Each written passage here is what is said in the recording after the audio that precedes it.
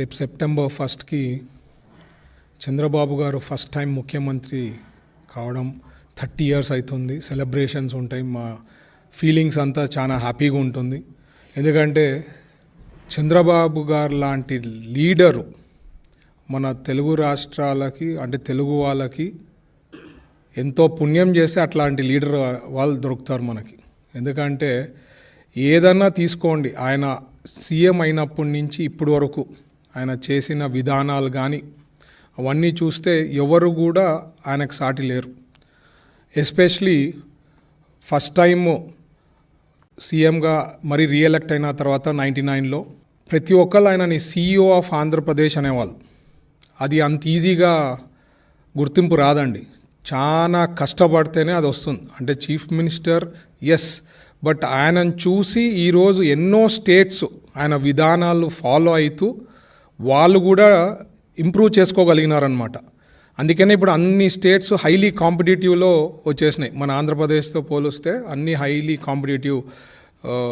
వాళ్ళు కూడా ఎన్నో దాంట్లలో కంపెనీస్ తెచ్చే దాంట్లో కానీ లేకపోతే ఎనీథింగ్ ఫర్ దట్ మ్యాటర్ చాలా హైలీ కాంపిటేటివ్ స్పిరిట్తో వర్క్ చేస్తున్నారు. ఎందుకంటే అన్ని విధానాలు చంద్రబాబు గారు ఏర్పాటు చేసిన విధానాలతోనే ఈరోజు అంత హైలీ కాంపిటేటివ్గా వాళ్ళు they are able to compete with అస్.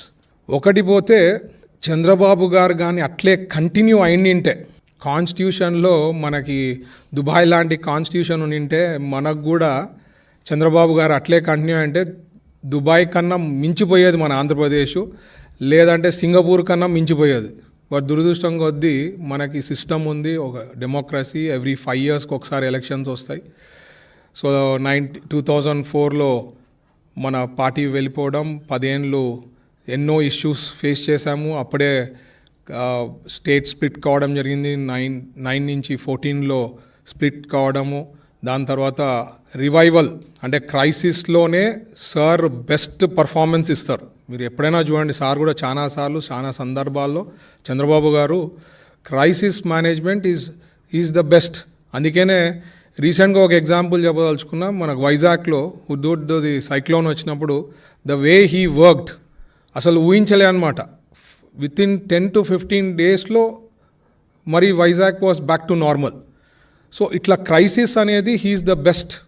అట్లాంటి నాయకులు మన తెలుగు రాష్ట్రంలో మన ఆంధ్రప్రదేశ్లో ఉండడం అనేది ఎవ్రీవన్ షుడ్ ఫీల్ హ్యాపీ. ఎందుకంటే ఇప్పుడు కూడా ఎన్నో క్రైసిస్ లాస్ట్ 5 yearsలో భయంకరంగా డెస్ట్రక్షన్ అయిపోయింది. అన్ని ఇన్స్టిట్యూషన్స్ డిస్ట్రాయ్ అయిపోయినాయి లాస్ట్ ప్రభుత్వంలో. ప్రతి ఒక్కటిని సెట్ చేస్తూ అవన్నీ కూడా ఫుల్ఫిల్ చేయాలా, ఎస్పెషలీ Super 6 మనం ఫుల్ఫిల్ చేయాలని చెప్పి ఉద్దేశంతో ముందుకు పోతున్నారు చంద్రబాబు గారు. సో ఇట్లా Super 6 step by step complete చేసే దాంట్లో మనం ముందుకు వెళ్తున్నాం. ఇంకా మామూలే కదా, అపోజిషన్ వాళ్ళు ఏం చేశారు అవి చెప్తానే ఉంటారు. బట్ రియలిస్టిక్లీ వాళ్ళు ఏం చేశారు అనేది చూస్తే ఏమీ లేదు. అందుకనే అక్కడ వాళ్ళు అడిగారనమాట, చెన్నై సూపర్ కింగ్స్ లెక్క మాకు అనుకుంటే టీం తయారవుతుందని. అందుకనే వాళ్ళకి దేవుడు కూడా కరెక్ట్గా 11 members ఇచ్చారనమాట. కరెక్ట్ క్రికెట్ టీం ఎంత ఉందో అంత తయారైంది వాళ్ళకి.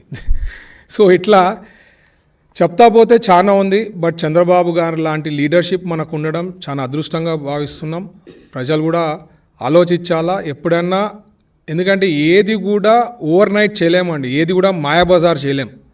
కొద్దిగా ఆలోచన చేసి ఎవరైతే పర్ఫామ్ చేస్తున్నారో వాళ్ళకి ప్రోత్సహిస్తే ఎన్నో చేయగలుగుతాం. మన సార్ ఇప్పుడు మామూలుగా 5 years విజన్ ఉంటుంది. సార్ 2047కి విజన్ ఎట్లుండాలా మన ఆంధ్రప్రదేశ్ అని చెప్పి ఆలోచన పెట్టి విజన్ తయారు చేస్తున్నారు. ఈ వీడియో నచ్చితే లైక్ చేయండి. అలాగే మా ఛానల్ ని ఫస్ట్ టైం కనుక చూస్తున్నట్టయితే ఇప్పుడే సబ్స్క్రైబ్ చేసుకుని పక్కనే ఉన్న గంట సింబల్ ని యాక్టివేట్ చేసుకోండి. అప్పుడే మేము పెట్టే ప్రతి వీడియో మీకు నోటిఫికేషన్ గా వస్తుంది. అలాగే ఈ వీడియో పూర్తిగా చూసినందుకు ధన్యవాదాలు.